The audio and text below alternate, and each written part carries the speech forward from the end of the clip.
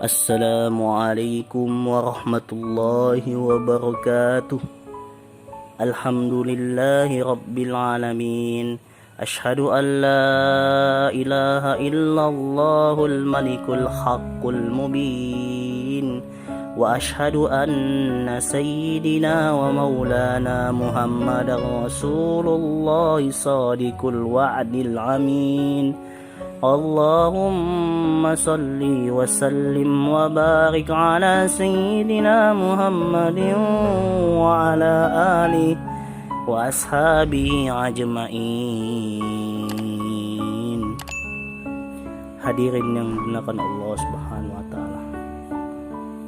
Marilah majlis ini kita isi dengan pujian-pujian kehadirat Allah Subhanahu wa taala sebagai rasa syukur kita atas karunia yang begitu besar yang diberikan oleh Allah Subhanahu wa taala kepada kita. Terutama karunia yang besar diberikan oleh Allah Subhanahu wa taala kepada seorang manusia, yaitu karunia iman dan Islam. Barang siapa diberi karunia iman dan Islam, maka seketika itu juga dia telah menjadikan orang yang semulia-mulianya manusia.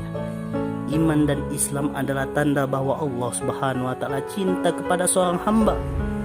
Iman dan Islam adalah tanda bahwa seorang hamba akan menjadi raja-raja di syurganya Allah Subhanahu wa taala. Hadirin yang dimuliakan Allah Subhanahu wa taala, apabila ada iman dan Islam dalam hati seseorang, maka apapun yang terjadi akan menjadi baik bagi dia. Kalau kaya baik, dengan kaya dia akan tambah amalannya. Kalau miskin pun baik, karena miskin akan menjadikan sedikit urusannya di dunia dan di akhirat. Kalau sehat baik, dengan sehat dia tambah kuat untuk berbuat kebaikan. Kalau sakit pun baik, karena dengan sakit akan berguguran dosa-dosanya. Hadirin yang dimuliakan Allah Subhanahu wa taala.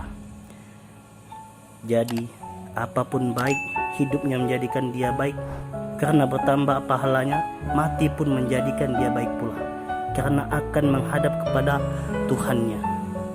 Hadirin yang dimuliakan Allah Subhanahu wa taala, bahkan para ulama mengatakan kalaupun di dunia ini kita mendapatkan kesusahan dan kesulitan, kita perlu mensyukurinya karena kesusahan dan kesulitan yang ada di dunia ini akan mempunyai hikmah yang besar. Dengan kesusahan dan kesulitan tersebut menyebabkan kita kurang betah dunia ini, sehingga akhirnya kita akan bertambah rindu kepada negeri akhirat, dan juga amalan kita pun akan bertambah baik. Dengan kesusahan dan kesulitan, Allah Subhanahu wa taala akan mengampuni dosa-dosa kita. Allah Subhanahu wa taala berkuasa mendatangkan berjuta-juta kesusahan. Kok dia mendatangkan hanya kesusahan itu? Maka itu merupakan nikmat Allah Subhanahu wa taala kepada kita. Ibaratnya kalau Allah Subhanahu wa taala menurunkan 1000 kesusahan, kok cuman hanya menurunkan 1000 kesusahan. Padahal Allah kuasa mendatangkan triliun kesusahan, maka kita pun perlu mensyukuri hal itu. Hadirin yang dimuliakan Allah Subhanahu wa taala, maka orang beriman itu isinya bersyukur saja. Kalau dikasih susah bersyukur, dan kalau dikasih gembira pun bersyukur.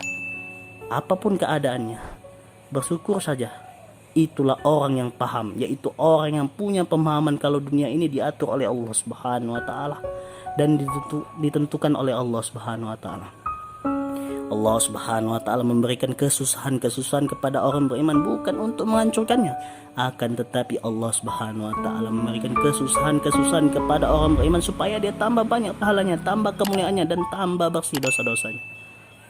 Hadirin yang dimuliakan Allah Subhanahu wa taala, kalau orang itu paham, maka dia akan bersyukur kepada Allah Subhanahu wa taala dalam kegembiraan. Dia juga akan bersyukur kepada Allah Subhanahu wa taala dalam kesulitan. Kalau Allah Subhanahu wa taala menuruti hajat-hajat kita, bukan karena Allah Subhanahu wa taala tidak kuasa menuruti hajat-hajat kita. Allah Subhanahu wa taala berkuasa memberikan hajat-hajat kita berjuta-juta kali lipat, bermiliar-miliar, bahkan bertriliun-triliun kali lipat. Akan tetapi Allah Subhanahu wa taala menunaikan hajat-hajat kita sedikit demi sedikit. Itu untuk apa? Jawabnya karena ada hikmah dari Allah Subhanahu wa taala. Hadirin yang dimuliakan Allah Subhanahu wa taala, mungkin ini saja yang dapat saya sampaikan. Lebih dan kurang saya mohon maaf. Assalamualaikum warahmatullahi wabarakatuh.